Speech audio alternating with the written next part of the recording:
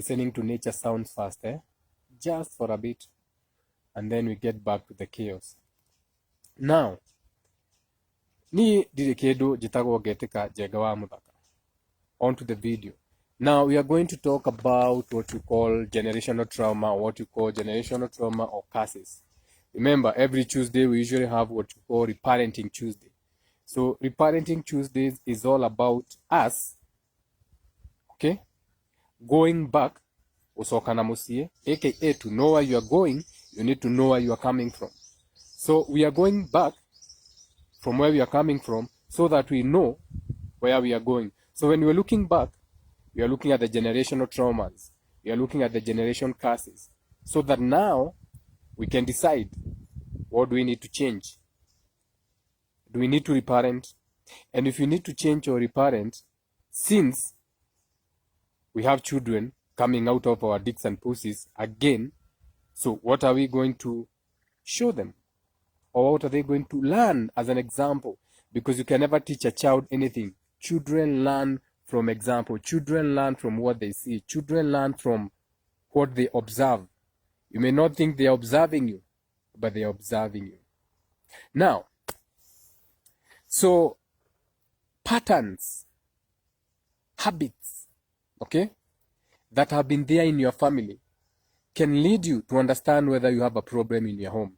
I like being the example. I like teaching or reminding you with myself an example. I'm going to sanitize myself and pretend that I'm not going through this. So I'll give you an example. So now, how do you know that you have generational trauma? How do you know that you have generational curses in your family? Even before you decide, okay, I'm going to go to a Sia or I'm going to go to a Mondomogo. So how do you know that you have generational trauma and generational patterns in your home?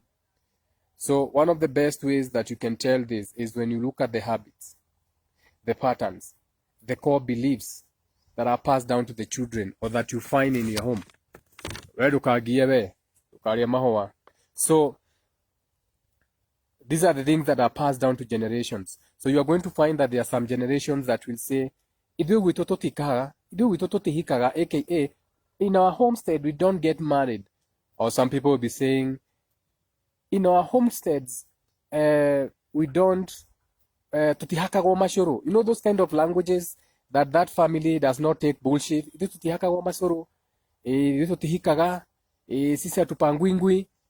So that's what you can call a passed down, something that is passed down through generation. And doesn't always have to be something positive or negative, but I'm laying out the groundwork for that. So now, the habits. What are you looking for? Are you looking for alcohol? Do you have alcoholists? What do you call them? Is it alcoholists? Whatever. So do you have people who drink and cannot control their drinks in your family? For example, my grandfather, who I'm named after, was a drunkard. My father was a drunkard. Okay? I'm saying he was because he still is there, but he has changed. He's no longer that drunkard. He's no longer that kind of man who used to. So he's going through the changes, and this is what I've been talking about. So when you start to heal, you heal your parents. When you start to heal and change, you not only heal your parents, but you heal your grandparents, because it is you who is here. It's not just so when you're talking to the people who are there before you, the spiritual predecessors or your ancestors. That is why your ancestors like working with you. When the ancestors want to work with you, they want to work with you because they know that when you heal them. You are their example. So, like we say, everything is in reverse. So when you're looking back, the footprints in the sand, where you are coming from, to know where you are going, your ancestors are also looking back, and their back is you. Okay, so they're looking at you. Nowadays, what is that motherfucker doing on that dense 3D dimension? Because you are an extreme polarity of them. This is the law of polarity. So you are the extreme polarity of your grandparents. You are the extreme polarity of your ancestors. So when you look back, when you're looking back, that lineage, however thousands of years, whatever you want to call it, you are the extreme opposite of it. So even to them, when they are looking back, you are the extreme opposite of them. And this is when I say, when you heal the whole generation. You have sound. Now, So you have a habit, and this habit is about alcohol. You have a pattern, and this pattern is about you never getting married. This pattern is you being on your fourth marriage. This pattern is you never have anyone in the family who has what you can call a responsible relationship. You know, when I get on the internet, I get this. Yesterday I was in some space until around, I think, almost 1 a.m. And I have to stop getting on your TikToks because I'm not even sleeping enough. I should be dreaming, not being on TikToks during the night. So, on one of the spaces, there's this person who was saying, okay? So that is a pattern. You also have what you call core beliefs, okay? Those core beliefs are also passed down through generations. These are the core beliefs that we to bullshit. Whether again on to kuria we to kuria na to kohorie ugituika no ri ngia guko stupid goat he goat senge. Now back to the video, ignore them. So how do you know that you are in a what you can call an intergenerational cycle of trauma? Okay, and like I said, I like teaching with myself. I'll start. So my guka Jega wa muthaka niguo manjitaga ngetika. I'm none of those titles. Me, I am nothing. I'm just given names and titles and meriga. Okay? So Jega wa muthaka muboi wa bare ya bu Jega uria nduitwo Richard Jega guka wa harari githirioni, may his soul rest in peace, may he expand into whatever patterns he can, the best way, in the most lightest way, so that he's not impacted. Brother yake etagwo Richard Kimani mari na duka haria Nairobi, where Afya Center stops, where you have Afya Center in Nairobi city, where you have Afya Center. Nona hu Afya Center ikoragwo he buciri yetagwo Kiawairera Butchery. Kiawairera Butchery ni kuga atia githunguri Kiawairera. Okay, Kiawairera Butchery buciri yo yari ya my grandfather, brother ya guka Jega. Are you following me? Where Afya Center stands right now, that would be to my my grandfather's brother Butchery. My grandfather back then in the 60s, he had a car.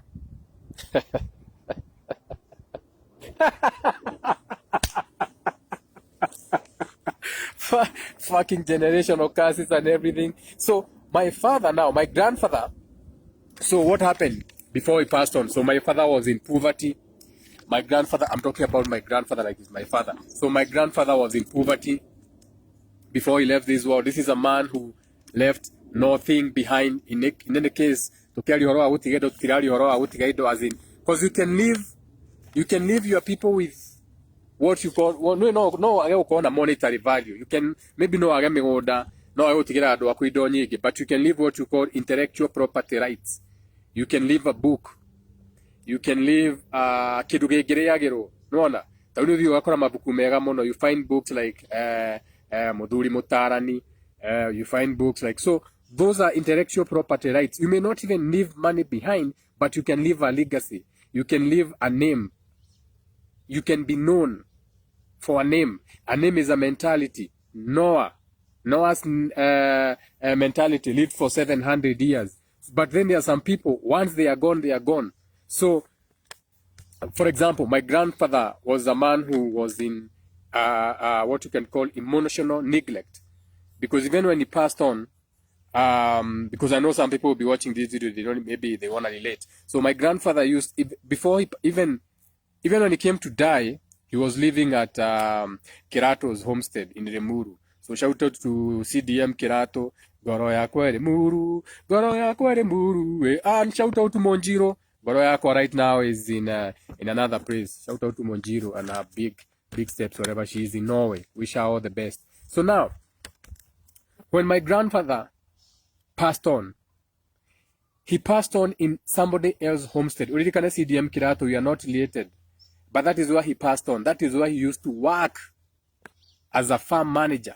And this is someone who used to have money back in the day. This is someone who was supposed to have his own home or lineage or something of the sort. But he didn't have any of these things.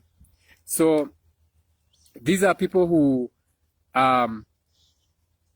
in their what you can call, you like calling it, msipeanga majina munaziita depression, but it's not actually depression. This is someone who has what you can call an extreme low self-worth.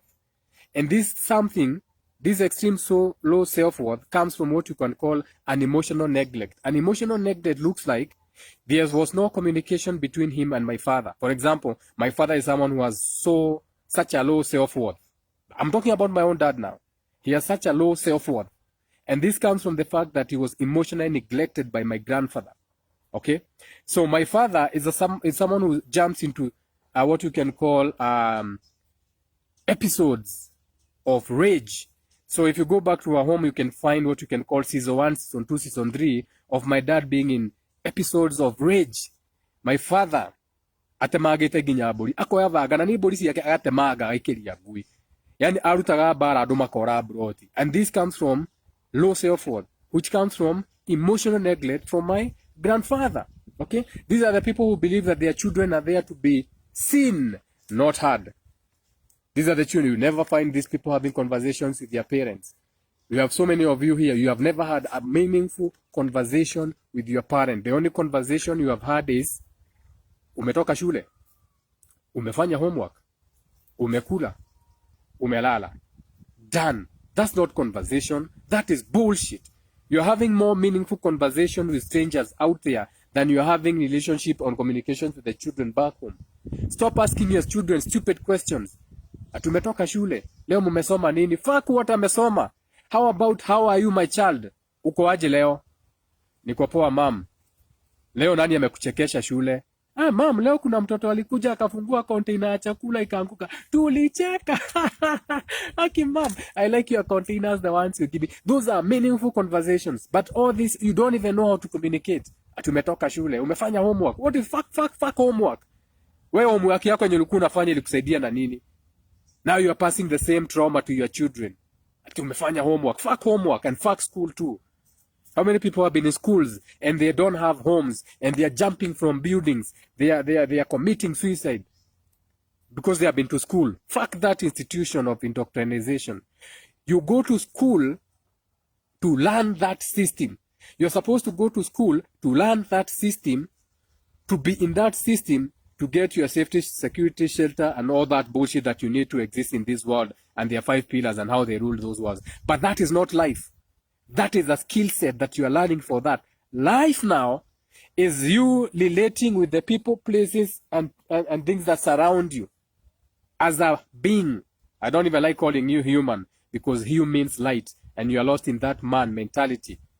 Okay? So I don't even like calling you human. So I'm for the sake of my videos, I'll be calling you beings. Beings are better because you are beings before even the hue and the light. Hue means light.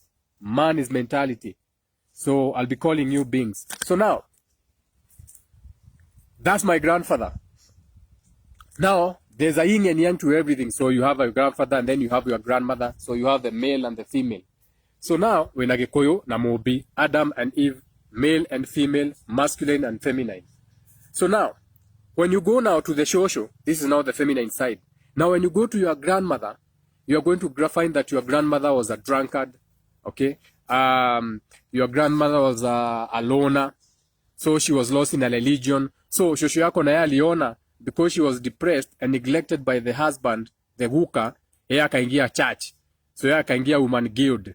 Yeye akaingia kanisa Korino. Most of all these Korino things you see stems from what you can call intergenerational cycles of trauma and abuse, whereby because your shosho never had any conversations with the people around them, they jump into, because of that emotional neglect from the Wuka, that emotional neglect leads them to Akorino churches, sects, okay?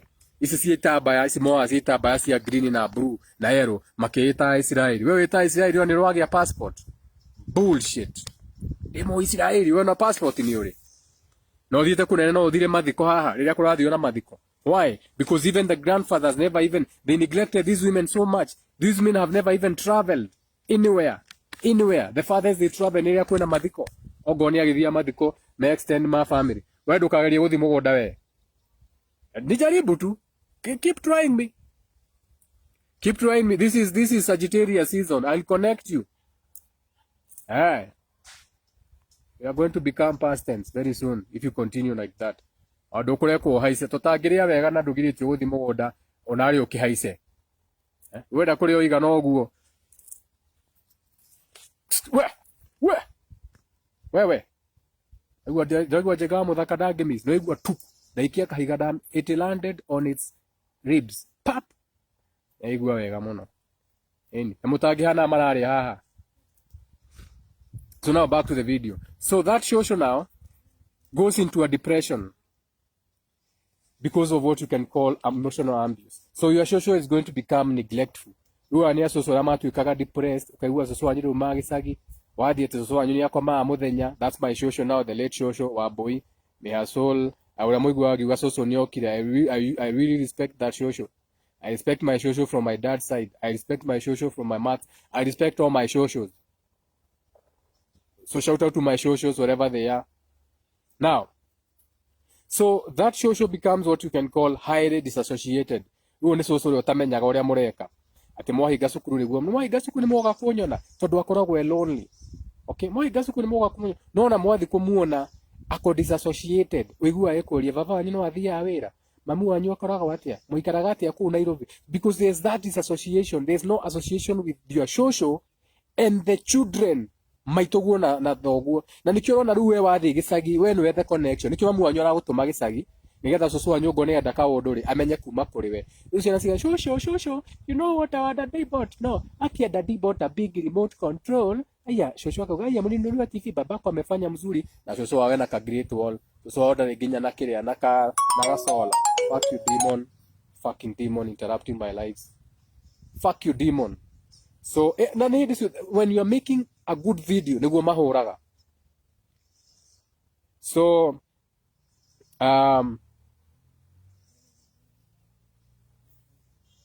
see now I've even lost my train of thought. I've even lost my train of thought because of that fucking demon calling me.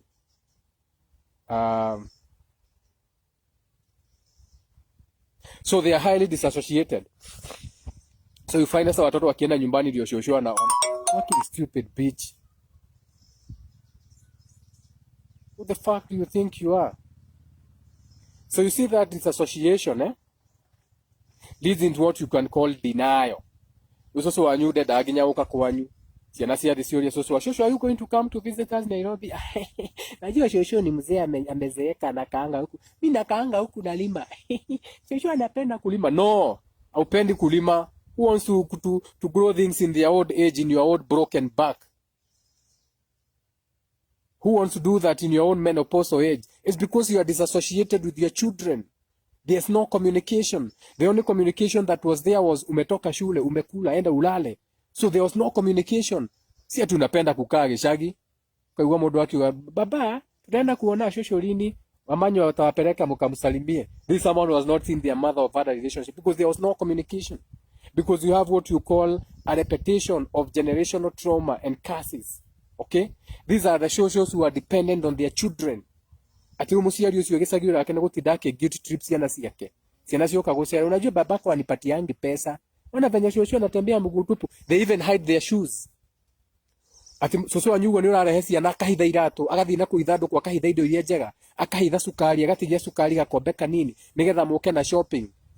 Tony I need that emotional connection. Ah, fucking demon. Fuck this bitch bana.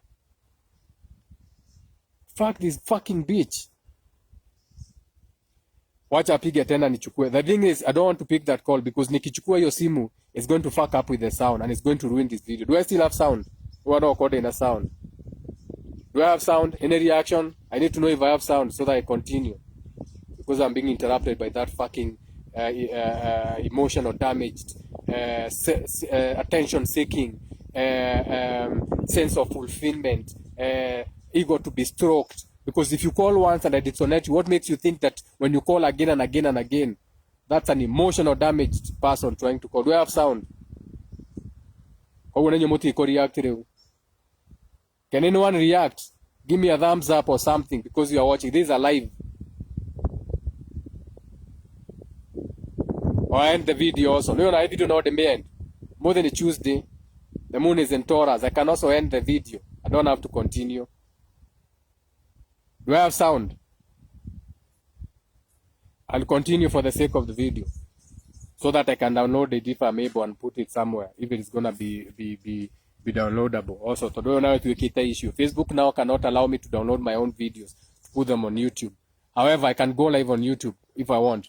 So, how now do you know that you are repeating the same generational ass curses and trauma? So this is how you know. And this is an example. So if you look at your father now and your mother, now I'm looking at my own dad and my own mother in their traumas. When you look at your parents, you'll find that they married early.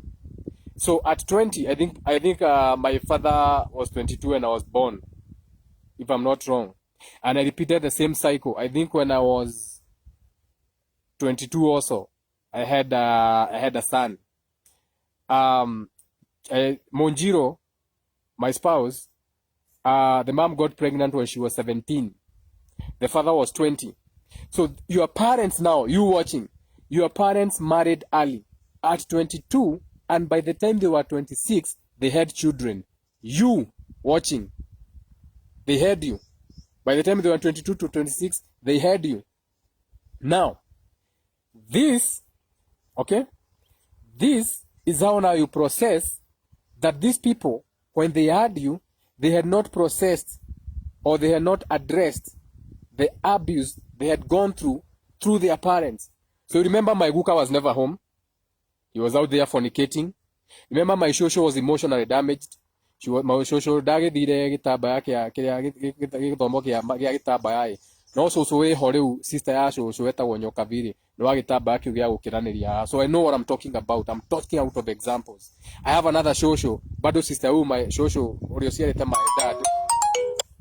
Nake ha kagemi nake no agitambaya gikia brew na guild na maundu mangi ta mau. So these children never healed. If only igio ya thimu iyo no hote gucoka ngoro ndi na sound bado, I talk to that person who keeps on calling. But she's lucky. I know it's a she, because I'm thinking whom it is. I think that's my landlady trying to call me. Tono hura on a private number. And because the number coming in is a private number, I know it's my landlady. She's the one who calls with the private number. Fucking bitch. So when you have that, when you're having that process whereby you're having children early, remember, you have not healed. Remember, you have not reparented. Remember, you don't even know what love is. Remember, you don't even know communication because your Shosho and your Guka were not communicating in that house. You as a child was there to be seen, not heard. Okay? So now, those Shosho, they give birth to you young again also. So now here you are as young parents now. You have also given birth, but you have not processed the abuse that you went through, the abuse that you experienced. Okay, and this is how now the trauma starts to do what you call repeat itself. So now,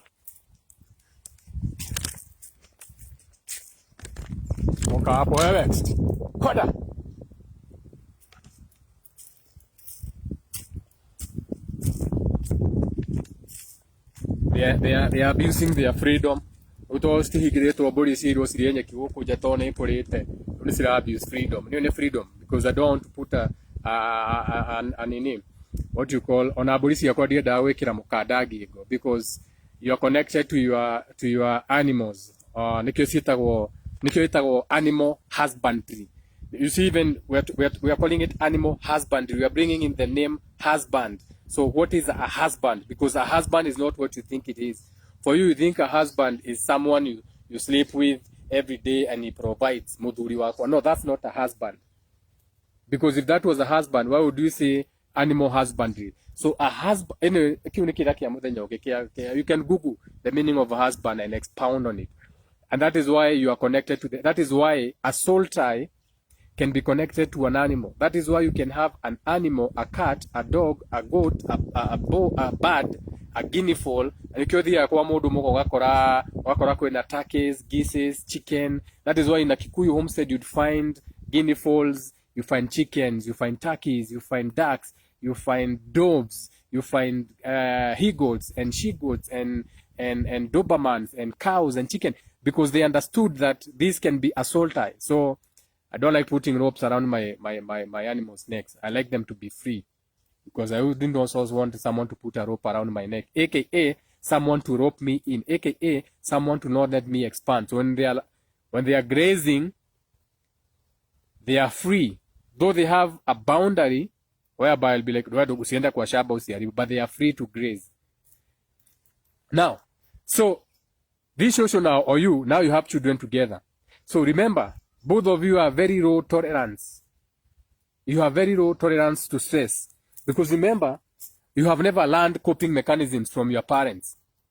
There has been no communication. So you're already low stress tolerance parents, both of you. You and your spouse. Amutakangi stress. Na nikioigua even nowadays, kaudokani, mimi tukadehere stress. Na nemu wanorera. Mtoto akikuja, mam, tukadehere stress we. Niki, you have low stress tolerance. Both you and your spouse. And this has come from your parents. Because your parents got the same from their grandfather and your grandmother. Okay? This is now intergenerational trauma and curses repeating themselves. Okay? Now, when now these children grow up, okay? As or you, before now your children, let's talk about you so that you go to your children. So when you are growing up, you grew up witnessing dysfunctional marriages. I'll give you an example, like I say. My mom and my dad are separated. My mom is 500 kilometers down Mombasa Road, Mtutuandei. My dad is right here. He's like how many kilometers from where I am? 3 kilometers. Ako hapa Kikambura. Mimi niko hapa Ondire. My maramu wako, Nyashiara ni my mother-in-law. My mother-in-law, she's in Kikuyu. My father-in-law is Ishiara. My father-in-law is in Roiro, Tatu City. Okay? So these are what we call dysfunctional marriages. The fact that even your parents now are even dating. Imagine even now, your parent is introducing a boyfriend. Even now, your father is introducing you to a girlfriend. Now, magetoguka. That is a dysfunctional marriage. Okay? So, these are parents who lived in secrecy and denials. Our parents were in secrecy and denials in their relationships. And big shout out to Tekra Maitoa de aragenia muno akiaria in her TikTok stories akiuga andu mabure mischief na maundu mangi ta mau, aka we need to have these serious conversations. If you are polygamous, uthi uracie utware indo utuike polygamous, uracie utware indo, warike utware indo ukewira mutumia waku tonda angikuhura umwire you are my wife, you are we are related, because once you are spiritually awakened you can understand that you can love by detachment. We are having a relationship, and I'm also happy in a relationship with this other woman. However, tugukuraciria na tumuracirie na turacirio no ciongi. So this is a man who will have 3 wives or even 4 wives if they can. But the thing is, make it known. Don't have this stupid secrecy, denials relationship that your father's had and your mother's had. And again, I give you an example. My father, right now, he has another son. Etagwo Jenga Muthaka. Nake etagwo Richard Jenga. That boy, I think he's 10 years old now. I think he's 10, if I'm not mistaken. He has to be around 10. Yeah, he has to be 10. So this is a relationship that we know about, but he knows we may know, but he's in denial. He hasn't spoken about it, and we know about it. Isisiara now, I'm talking about my father-in-law, Monjiro's father. Monjiro went to school, in the same school, wakiwa na sister yake, and in the same school, they had a sister in the same school with, okay, they had a sister in the same school with, or the sister belonged to their father, aka one muthuri na ciana cukuru imwe, the same school, na hatire moe arimu nio marwa makona ciana ici ni cihana ni ciana only to come and realize later, now they are grown up, they are connected, that they belong to the same father. And there was even more generational trauma and curses repeating themselves. Jega wa Muthaka, I have a son, I have a daughter, I have another daughter. Okay, again, secrecy, denial. And where is this coming from? From our parents. And where are the parents coming from? From their grandparents. How do you know? My grandfather, Jega, the late Jenga, when the dust had settled on everything, when you are going, like, you know, when you are going to have closure, that's when you are being told, oh, no, no one knew about it. You know what I'm saying? So our grandfathers had what you can call extramarital affairs that they kept secret. Okay? And to be a man is to man up and to admit, I'm having an affair. Kamba mbaya mbaya. Now how that goes, and the other woman doesn't have to know how that goes, but you have to be upfront and say, I'm having an affair with this woman. How that conversation goes is on you. So your woman may be like, mimi sitaki kujua kama ako huko hiyo ni yenyu. But we should go a point beyond ogone kurashia na mrehe modosi okay into the picture, because this is again the same generational trauma we are repeating. Okay, now let's go to the mothers. The mothers, your mother now, who are going to hear a video, most of you know this. You know that your mother looks at you, if you are the son, they look at you as the husband. You are the pseudo father. You are the pseudo partner. So your mother confides in you. You are the son. Like my mom will come and tell me stories about my dad. I don't care. I don't need to know. That's your husband. Why are you telling me about my father? Ati babako amefanya. That's your fucking husband. Me, I'm your son. But you see, this is how you know that there's a problem in the social structure, in the family. Because the mothers are looking at their oldest son like their children or like their father. Oigwe mundu akira mwana wake amwakira. Ukajakira ri haha nie. Wathire na Nairobi na ndo kimundu agiakagira nyina gwakira kiarwe hikitie nie. Ndia gwakira ni muthuri waku. Iyo muthia gwakira aciari anyu. Yeah?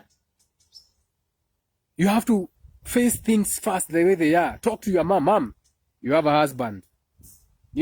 However, I can give you money. I'll give you 1 million shillings. I'll give you 2 million shillings. I'll give you 3 million shillings. Whatever you want to do with that money is on you. But don't expect me to build for you. You are my mother. I am not your husband. Na maundu mangi ona oka kujira gababa gitwekire. Mau ni maku nake.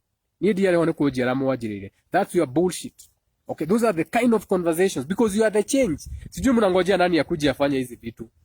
It's like you are waiting for another generation to come and lead you. It's like you are waiting for some other people, and that is why you are lost because you think Google is your friend. Google will fuck you up. Google will fuck you up. Google is not your friend. Google will fuck you up. Okay? You have to know this. You have to understand these things. Do you see how emotionally damaged people are? Ati mudo no arahura thimo. Do you see how egotistical some people can be? That instead of you waiting, you still have to keep calling like you are so important, like you have to stop whatever you are doing to pick your call. So now, if you look at your families, you'll see that you have always been walking on eggshells. I'll give you an example. My brother ni arederu. Brother to my mom ni arederu nyingi muno. Vavamuni ni may so rest in peace. Brother to my dad. So the only people who don't have beards as much ni my dad.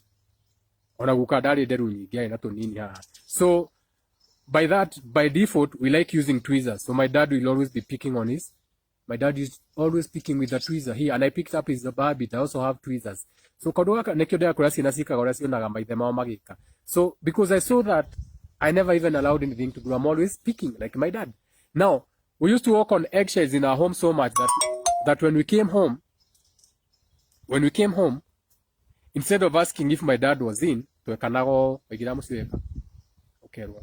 ukamenya your dad is home. Imagine your own father. You come home, instead of asking ama ukuje kwa ukifika tu onaweragerwo vara gana ogikinya ukigira murango ini ugagekwo gana or you used to smell. You get home wathikiria muruki wa thigara wakinya murango ini ukamba uigwa gani kuranunga thigara nigetha umenya gana baba wanyu ni okire. Now that is what we call walking on eggshells, and this is what they also used to do. They were so afraid of their parents because there was no connection that they came hiding. So now you are walking on eggshells around your own people because there's so much rage. There's so much dissociation between the father and mother. Ati no ukeva banyu akuone arakari akuhure. My last born sister akoragwo nekete igawa riri. Aguthirwo no my dad na tosi igego rikiuneka. Okay? My sister uria unyumite thutha with her own traumas. used to be beaten by my dad with a wire, ginyage dugumira. Okay? Abusive parents. And if you're not careful, you're going to repeat the same thing. Different way of abusing the children, maybe not physical, but the same trauma passed down to the children. Now, these parents again, our parents, okay? What do they do to the oldest son? Okay? So, for example, my mom will turn me into her husband. Okay, she has to confine me. Everything she has to tell me about my father. Now, what does this do? This creates even a bigger wedge. My father now, I'm talking about my own dad. My own dad, Jega Lydia, because my mom used to be called Lydia. So when I say Jega Lydia, do you know how fucked up it is when you are sitting with your father and make save at a Jega Lydia? Do you know what that does to you? Okay, that's as ibadilisha wacha ikaa hivyo. He was also going through his emotional damages. So you find that when you are the oldest son now, those are the kind of things you are going through. They are what you can call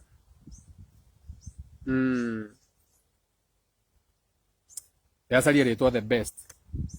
I want to flex my love. I want to flex. Hena mundu rathikiriria video ithikagiria rwimbo ru. I picked your vibe, whoever you are. Rwimbo ru uraigu hari uri. No ukia comment uge niwe. So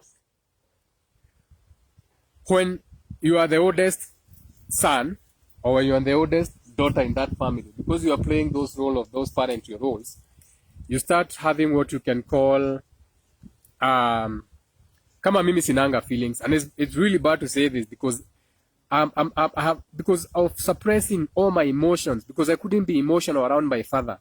I couldn't be emotional around my mom because my mom is looking at me like the man of the house. You suppress your emotions. When you suppress your emotions, you feel nothing. You find that you care about someone, but you can't even say it because you have been raised as a person who feels nothing. Because you cannot even express yourself. You love someone, you care about something, a person, place, or thing, but you have what you can call suppressed emotions. Because when you are growing up, you are not allowed to express your emotions around your father. He was never there. You are never allowed to express your emotions around your mother because your mother was looking at you like the husband of the home because the dad has failed. So what do? Most of these children, they start drinking. Most of the people you are seeing drinking more alcohol, it's not because mena kihoke ya johi. Nikirumi kiria gia atiriri, uredi ni uria wao ri, matiri mahota ku-express na aciari yao. So the only way they can do is to go and drown their sorrows because they don't even know how to turn their waters into wine. So they go drinking. They think, and I need to have my wine. I need to have my fucking red wine. It's a Tuesday. Let's add some mass energy to that Bogoya Tuesday. Yesterday I went and I got a lot of wine. So shout out to Jegamo that I'm going to have my wine because that you're. But I'll be doing my wine. It's supposed to be like magic. I'll be turning my waters into wine. What do you want to do? Shout out to Tekra, my Toadeya. I'm going to have some hibiscus one like you. Shout out to all the big energy out there. And you have to know how to hold your wine. Let me teach you a little bit about wine. So when you have a wine glass, your body temperature warms the wine. So the wine that is wine. Ikyo glass ya wine ikoragwo na handu nduri wamenya I wamenya umuthi tuwa kimenyaga kierwo. So you are supposed to hold there. Naona how nigetha ru urugari wa guoko gwaku ndugathika wine ukanywege chill. Hey, shout out to my ngomis. Shout out to my spiritual predecessors. I wanna be there, drink your wine. Tiga kiuria wa muthaka and my gukas my makundire ho. Shout out to Mashua. Beautiful wine. We grow each other. Oda uthikora inexpensive utabulwa. Nyima wine shop near South Africa ne 4500. Shout out to Mashua. We grow our own. We support each other. And you have to stop going to churches. You're consuming external religions. So now you even have a taste for external alcohol and liquor. Lostness. Now, so sianesis kaji ya konywa, what you call binge drinking. Ate mudusi nukaga dha keda. Just the other day, I think a month ago, I had a friend of mine who I was, he's not ready to be helped. So we were drinking. He's not ready to be helped. You know, you can't help everybody. Sometimes People come to you. Sometimes people are led to the, you know, the spiritual world, very funny. It's like the more damaged you are, they take you to the best healer. But then you're so damaged, you don't even see it. And anyway, ndukanende kuhitũkwo, ndukanende gutigwo ni meri, na ndukanaingire bathi ĩrĩa ĩtarĩ yo. So what happens? You being that child, being that firstborn, when you are growing under these parents, or when they were growing under their grandparents, you get what you can call a very low self-worth. My grandfather had low self-worth. This world. I say the same thing. I said my father has, even now, very low self-worth. My dad ũngĩmũria kĩndũ kĩega ndagekĩra tondũ ndaiguaga wothe gwĩkĩra kavatũrĩ akĩigĩte. Okay? My dad will not go to a shopping mall. He's intimidated by shopping malls. I took my dad last month to the hub. Intimidated. Low self-worth. Okay? So now, I suffered low self-worth, but I overcame it. But it took someone else to show me my self-worth. I didn't see it in myself. Okay? It took other people. It took Monjiro to remind me of my self-worth. And most of my self-worth reminders have come from the opposite sex. These were my girlfriends. Okay? My exes. Yeah, I don't have any like exes. These were my girlfriends. These were my relationships. Okay? I don't have an ex. An ex is a hex. Ex ni kerumi. So I don't have exes. Uni ex-boyfriend wangu. Do you know what you're saying? Do you know what is an ex? Do you know what is a hex? Do you know what is an ex, a crossing? Fuck that energy. Me, I don't have exes. Me, I have people, places, lessons, spouses, friends. I don't have an ex. So, what happens? So, this gives you what you can call an attachment issue. Since you have someone, you have a relationship, however it looks. Now, when you break up, you have attachment issues. Because these are the only people who have ever made you feel loved. These are the only people who have hugged you throughout the night. Whatever you are doing. These are the only people who have made you feel like someone. When you are coming, they were grabbing you. They were caressing you. They were touching your hair. Okay? So you have that attachment to them. Emotional, feeling, heart area, chakra, bedroom, house. So now, when the relationship ends, because everything expires, you have attachment issues. Okay? I've had these issues with all my previous relationships. Because we are in a position whereby we'll be talking more about these things, because for us to heal, we have to start talking about this. Na hard time. Akijira, you're still talking to that woman. It's been 10 years. Mnaambiana nini hiyo maneno iliisha, but now Monjiro is better. She knows these things. She understands where they are coming from. Okay, these are attachment issues that come from emotional neglect. Okay, so you still feel like since they gave you a feeling you didn't have, since they were there for you when your parents or other people were not there, you feel like they are people you need to reach for some emotional attachment, since you're already emotionally damaged. Emotionally damaged. I need to sip my wine. Ni sisi tuko tunaongea mambo venye iko. If you are scared, go to church.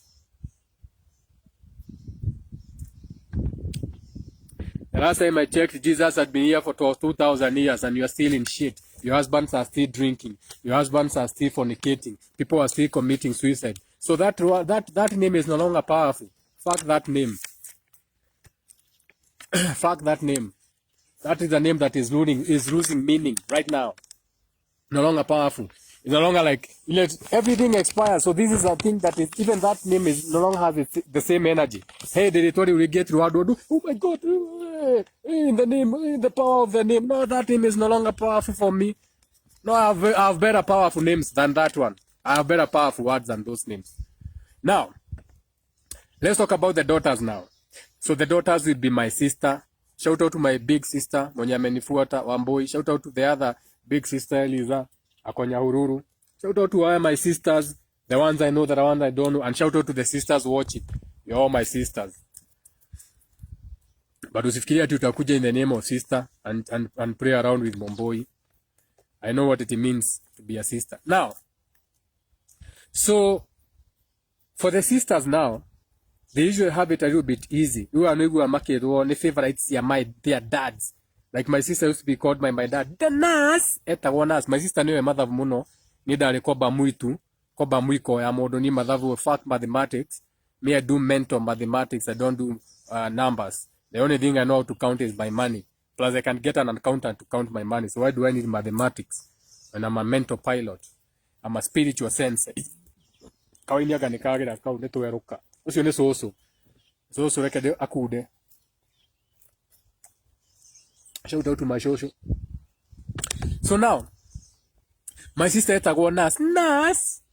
What is 2 times 2 times 2 times 2 plus 4 plus 7? Unake na kierere giake 72. Gakunyorukio ni mai daddy kwiraga ndoi guthoma we. So that is early in life. So they become the easy child. Okay? So because of that ego stroking, and they can see that the other children are going through an abuse, they start struggling with what you can call anxiety. Like what is happening. And these are the people who now later in life they struggle with insomnia. Shout out to my sister. She has been struggling with some insomnia and other people and other things and ailments just because it is coming or stemming from her bringing. So my sister is dating older men, okay, who can never meet her emotional needs. So since they need that emotional need and they cannot find it in the young men around because they're also emotionally damaged, so what do? They date older men. Nani wakadua karumile ka mubaba na Slay Queen. Hakuna shida mubaba. Don't call it mubaba. Don't call it Slay Queen. Let's call it what it is. This is children who have been emotionally neglected by their fathers. So they need a father figure. They need a mubaba. Okay, do you see where the problem is coming from? This is the real issue that we should be dealing with. Not victimizing everything. Akona mubaba. Bullshit. No, he's looking for emotional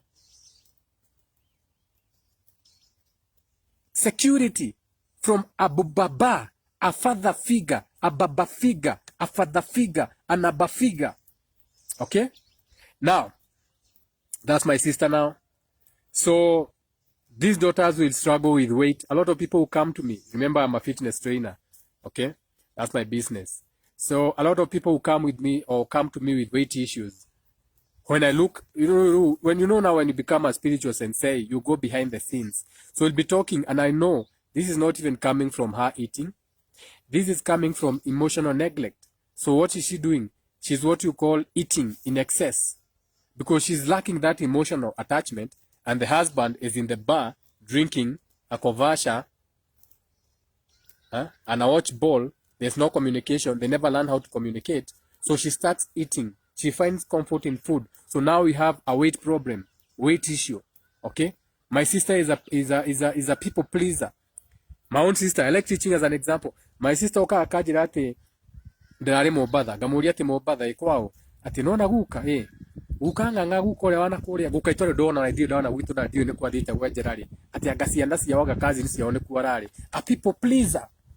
Kwa wenyewe ani andu mathia kuria andu macuka morege kwene. And it's coming from that emotional neglect.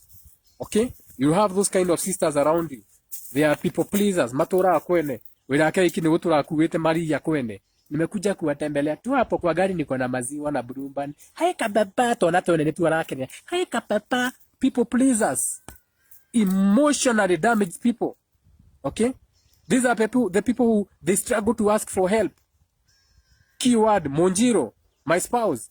Monjiro will never ask for help even when she's at her lowest. I know her best. Yes, she's always out there, always giving.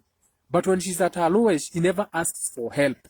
Why? She didn't know how to ask for help from her father. She didn't know how to communicate to her father. And even when she wanted to communicate to her father, when she went to the mother was also damaged. In fact, the mother is looking at her like, when do unafaa unisaidie? Yet you are the daughter. Let's go to the youngest daughters now. Our last borns. My last born sister. May she be safe wherever she is whoring out of the country. Thou shalt not hate the messenger. Thou take the message. These are our people. We are broken up families.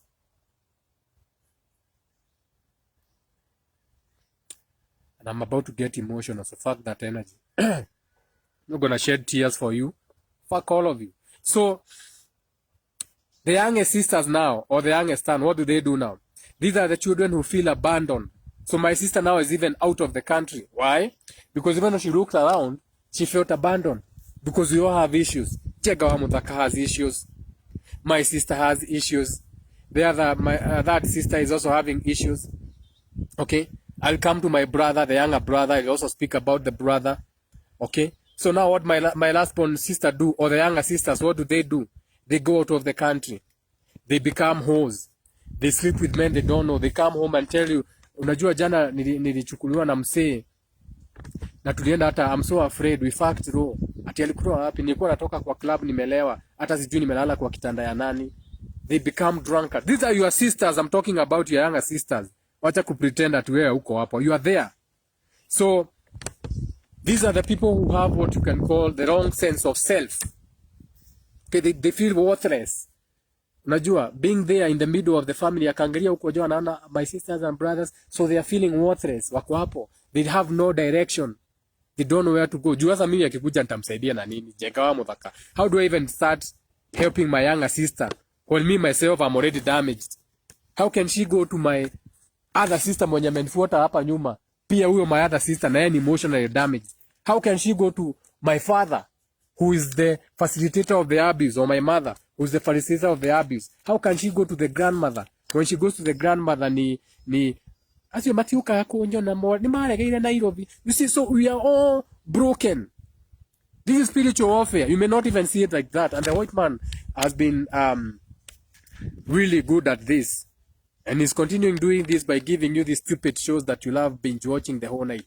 Basketball women, the women of California, Nairobi Diaries. That is not life. That is bullshit. That is entertainment.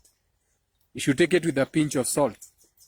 Don't think that is what life is. Life is sasa. Life ni yenye nakwambia saa hizi on the ground. That is how I've been raised. Life is not what you see on TV. That's entertainment. Should remain on TV. Don't bring that bullshit to your home. And fuck football.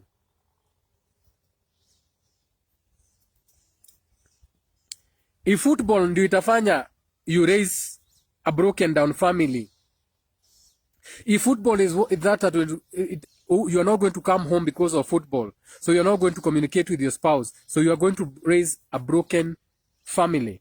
Fuck football. If you want to watch and enjoy football, nunua ball, ukuje nayo kwako, ununulie msichana wako football kit and your son, mchezange kwenyu nje, ama mnaenda kwa uwanja na mpira Uhuru Park, ama Karura na mpira. Fuck football and fuck all these programs on the TV that have come to break homes.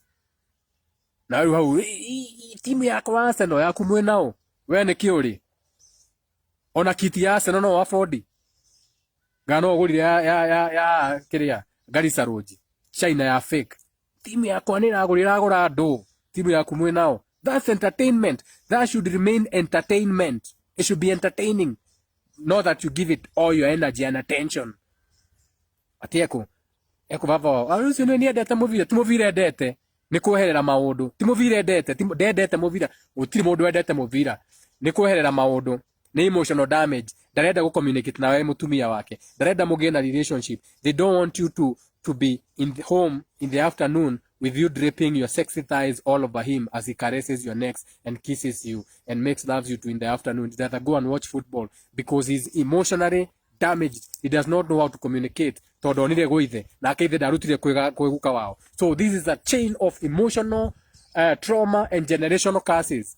Moka baptized. Yedete movira. Fuck football. Yedete movira. Wale yona movira ko. Movira tiyo kana muthugu eno athaka movira. Atka baujire no yedete wrestling. No, understand wrestling because I know men used to wrestle. Odimana hinya, odiota. Don't come giving me up a crap up. And that is why I cannot even work with most of you. A lot of you call Jengawa Muthaka, I need an appointment to come. But nikikwambia ukweli, you don't even come back. Wathi uthia gothie kaigu ai ucio hari ahutia ri. Ajira ati muvira anyihanyihi. Ai asa we. Ona kava kanitha digiragio muvira. Well, go back. If you're scared, go to church. Now, so What does my sister do now? This is the younger sister. So, since she cannot be allowed to be creative, ego komosie, ekaga atia, agatuika afraid, okay? To do everything needs to be approved. As a younger sister, everything needs to be approved by the father. So their creative energy is gone, okay? Na nikionaga family ciothe onaga ba first born ake kairitu gagatagati gatimenya gene kago gako gatakumiguaga muritu wanyo hana ati au cio ndamenyaga ori endaga no niki because they don't have that creativeness in them. They are afraid because there was no one to approve it. The father was too busy, the mother was too busy, the other children are too busy, everyone is abused, everyone is in their own thing. So there's no creative spark. It's gone. The creative spark is gone. So matimenya gore medaga makoragwo hau gatagati. Okay? And these are the people, the only thing they can do is to gaslight their partners. To gaslight their partners. Ugithikiria tu turia tuko tuciirwo gatagati ura tu nigutitha tuki gaslight andu wewe uninunulia ngihi uninunulie Honda Fit. Uwezi ninunulie Honda Fit. Ukigure ga Plus kana ga Vistu.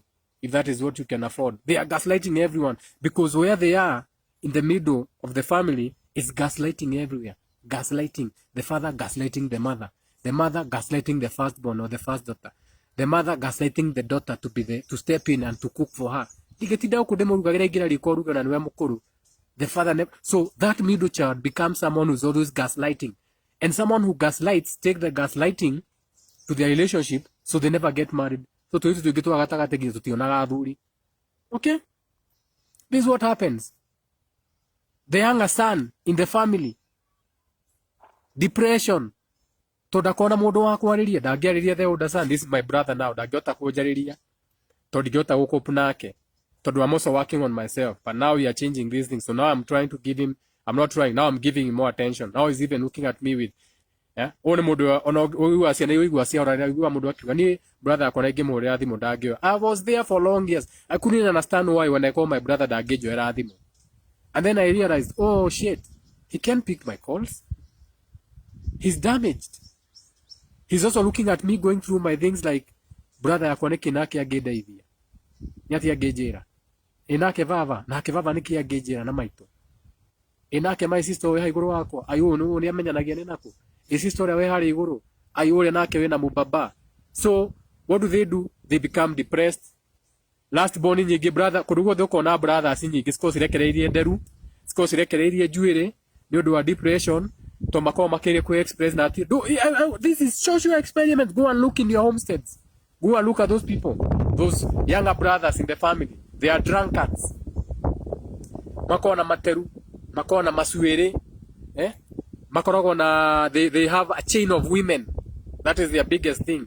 They have a chain of women. Wigua brother yaku munini ena atumia no karigu ati atumia ana. Wewe na uragitira go no mwe ganeri. Wigua na atumia na gana atigite atumia atano.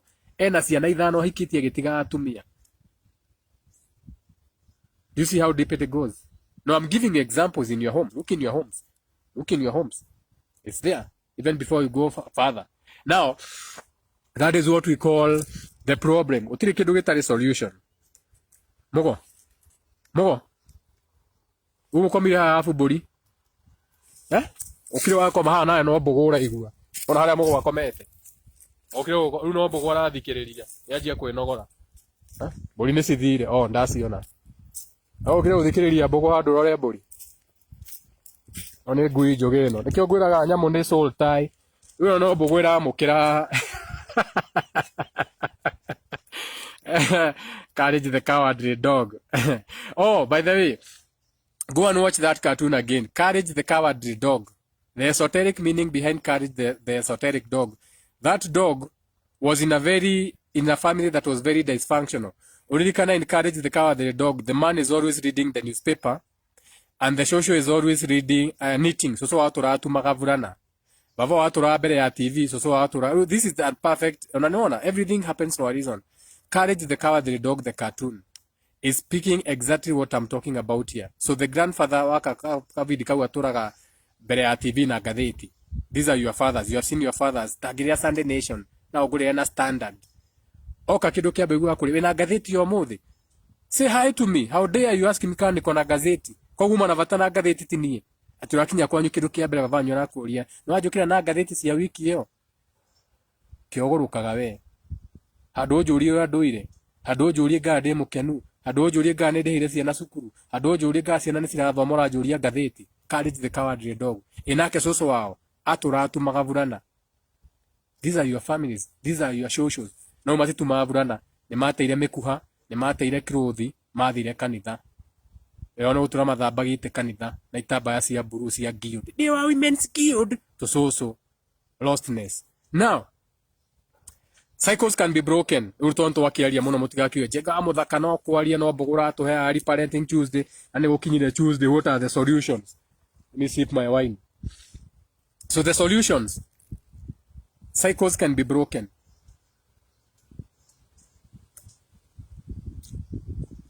What do I mean? We have cycle breakers.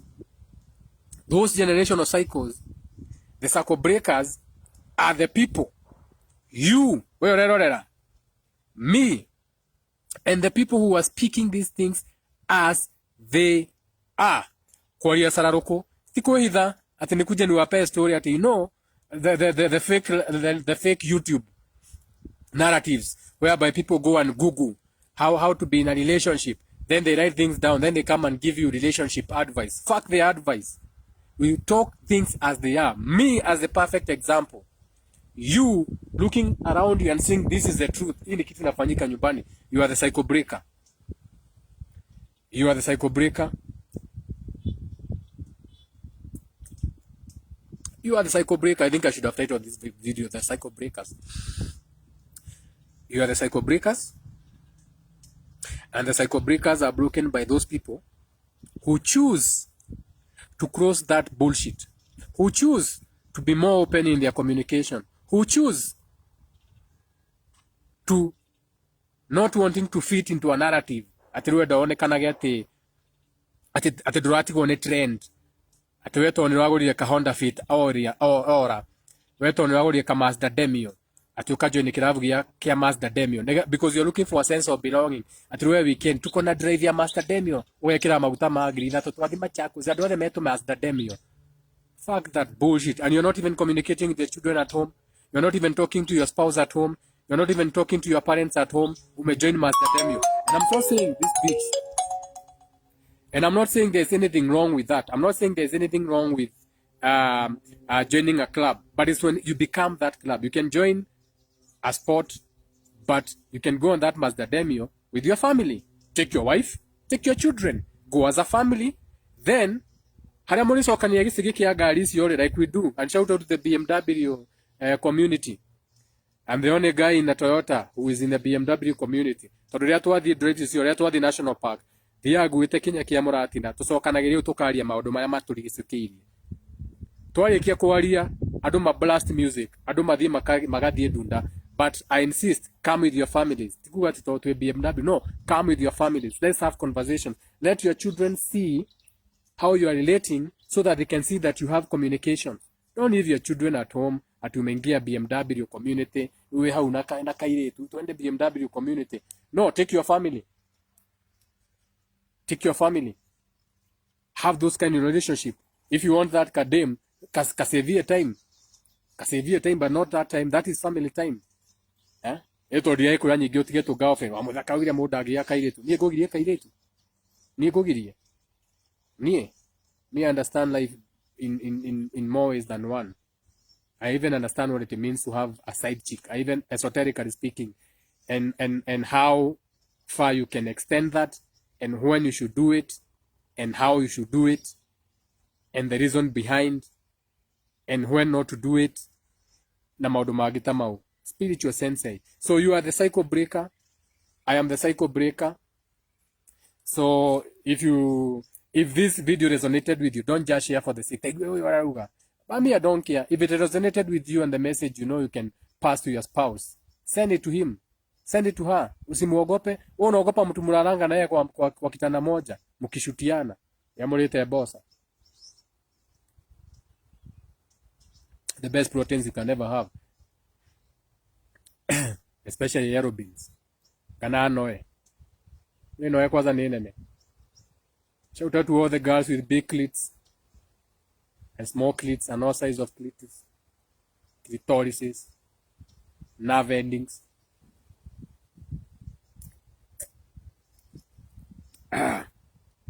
Yeah, so that's it for today, Parenting Tuesday. Kuma gitina kia ngoro yakwa, left, right, whatever, center, up, all possibilities. Love you from the bottom of my heart. Me understand love. I know when to use it. I don't tell people I love them, because love is such a high frequency even for this world. It's beyond happiness. I wish you joy and happiness to do. May you travel. May your travels be lighter, aka LITE, so that you are not dense and fall. So that you are lighter, LITE, and you can be able to expand into more awarenesses. And when you're into more awarenesses, you can see more possibilities on how to cope with the people, places, and things that surround you, so that you can raise better families that are healed, and so that they can continue doing the same. Each one teach one, we heal each other. Nanidhayo. Let me go and check on my goats. The wine was beautiful. I have some more. I'm going to have another glass. I want to flex my love. Shout out to all my queens. Now we can pick this call. And talk to this demon. But I picked the call. So it's a private number. That's why it was a demon. I picked the call at Rimodoaria for 15 seconds. That hello?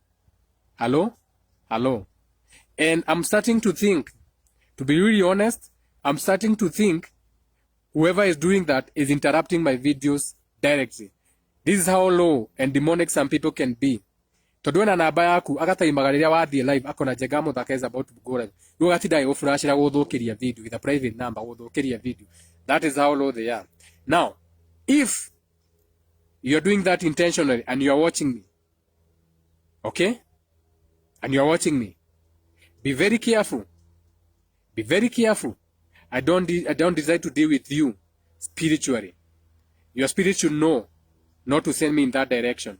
Because if I decide to deal with you spiritually, if you're doing that intentional, if you're being demonic to me intentionally, if you're distracting my videos intentionally with a private number every time I'm speaking, be very careful. Because if I decide to come after you spiritually, you and your generation, kediri hau na nidhayo.